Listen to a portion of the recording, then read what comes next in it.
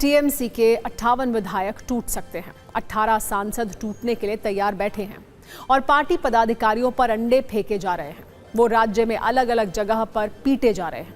ममता बनर्जी की 15 वर्षों की सत्ता का हासिल भी यही है और मौजूदा सच्चाई भी है।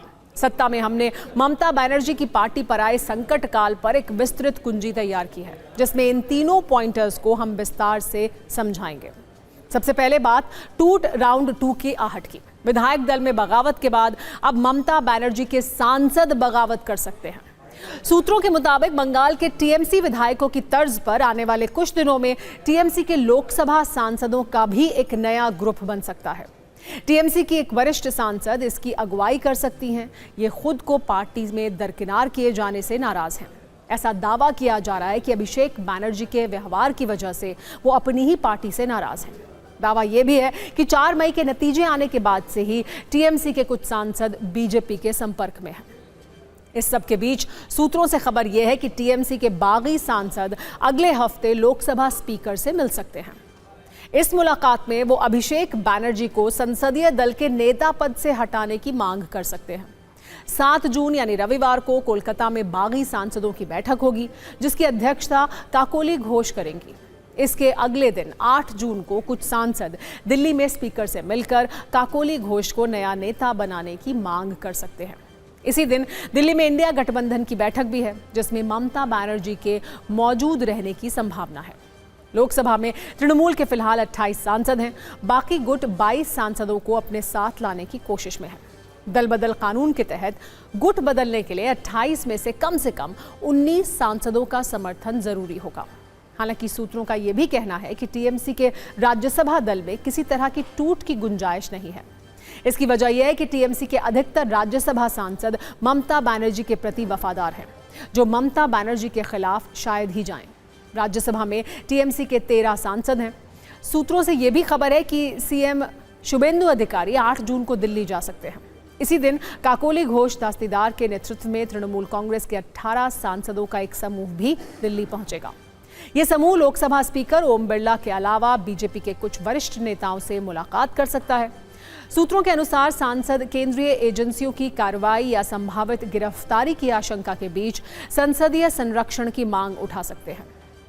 सूत्र ये भी बता रहे हैं कि 2029 लोकसभा चुनाव को ध्यान में रखते हुए इन सांसदों को भविष्य में फ्रेंडली ऑपोजिशन यानी बीजेपी के प्रति नर्म रुख रखने वाले विपक्षी समूह के तौर पर देखा जा रहा है। तृणमूल को झटके पर झटके लग रहे हैं। 28 वर्ष पुरानी पार्टी टुकड़े टुकड़े में बंट रही है। ऐसी स्थिति में अब ममता बनर्जी ने भी डैमेज कंट्रोल शुरू कर दिया है। वो व्यक्तिगत रूप से बागी विधायकों से संपर्क साध रही हैं और उन्हें बगावत नहीं करने की अपील कर रही हैं। पार्टी सूत्रों के मुताबिक ममता बनर्जी ने पिछले 2 दिन में कई विधायकों से बात की। इनमें हावड़ा, मुर्शिदाबाद और उत्तर दिनाजपुर के कई विधायक शामिल हैं। ये वो विधायक हैं जो ऋतुव्रत बनर्जी के नेतृत्व वाले बागी खेमे की बैठकों में शामिल हो चुके हैं।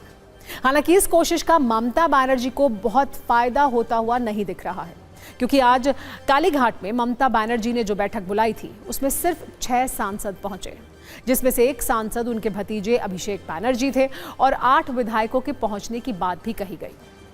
हालांकि ममता की कोशिश से अलग एक सच ये भी है कि मुस्लिम विधायक भी ममता बनर्जी का साथ छोड़ रहे हैं। मुर्शिदाबाद के 9 में से 8 विधायक बागी हो गए हैं। ऋतुव्रत बनर्जी ने यह दावा किया है कि कुछ और विधायक उनके साथ आ सकते हैं।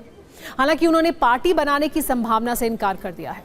उन्होंने सांसदों की बगावत पर यह कहा कि उनकी किसी से बात नहीं हुई है। वो सांसद नहीं है, लेकिन कुछ भी हो सकता है।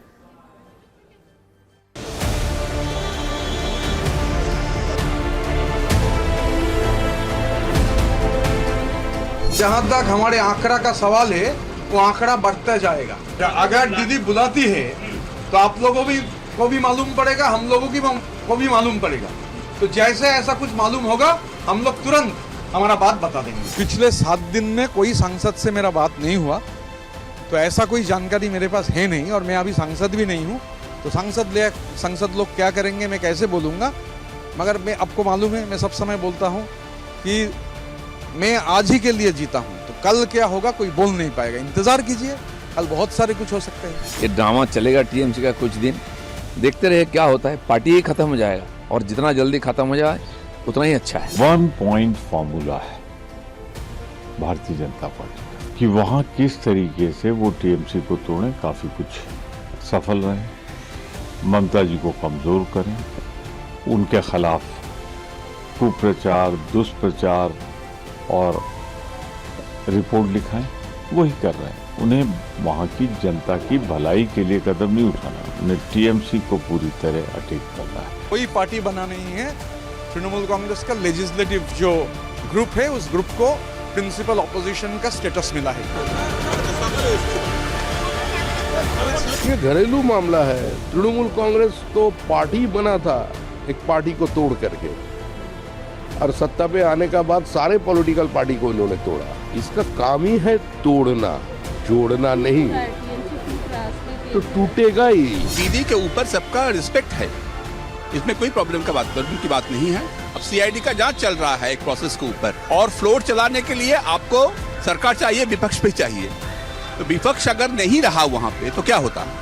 तो इसलिए 59 विधायक ने तैयार किए थे कि हम इसके 4 लोगों को हम भेजेंगे।